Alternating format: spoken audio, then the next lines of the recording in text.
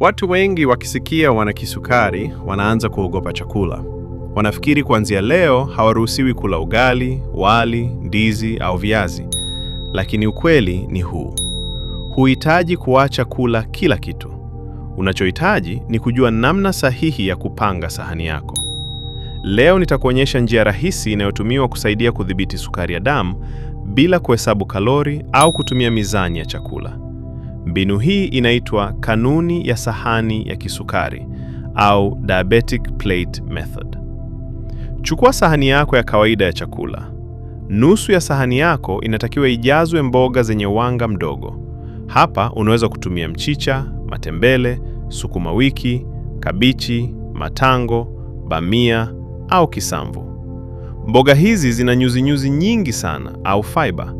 Fiber husaidia sukari kuingia taratibu kwenye damu badala ya kupanda haraka. Pia hukusaidia kushiba vizuri bila kuongeza sukari nyingi mwilini. Sasa kwenye nusu iliyobaki ya sahani, gawanya mara mbili. Robo ya kwanza iwe na protini zenye afya. Unaweza kutumia samaki, mayai, dagaa, maharagwe, dengu au kuku asiye na ngozi. Protini husaidia mwili kujijenga na pia hukufanya ushinde njaa kwa muda mrefu zaidi.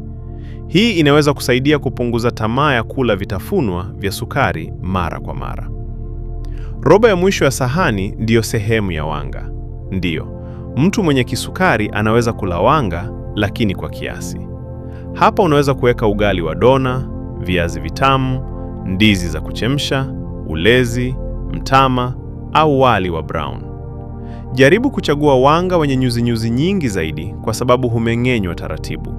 Lakini kumbuka, hata wanga mzuri ukiliwa mwingi unaweza kupandisha sukari.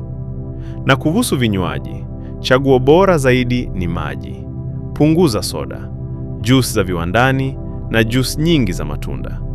Juice inaweza kufanya sukari ipande haraka kuliko kula tunda lenyewe.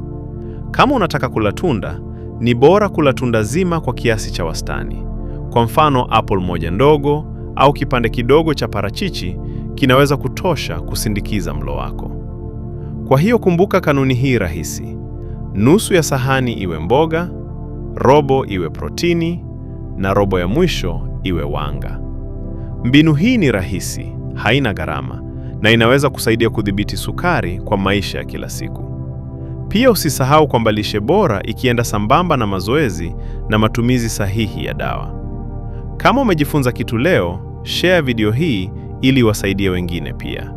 Na usisahau kusubscribe Afya Fact TV kwa mafunzo zaidi ya afya.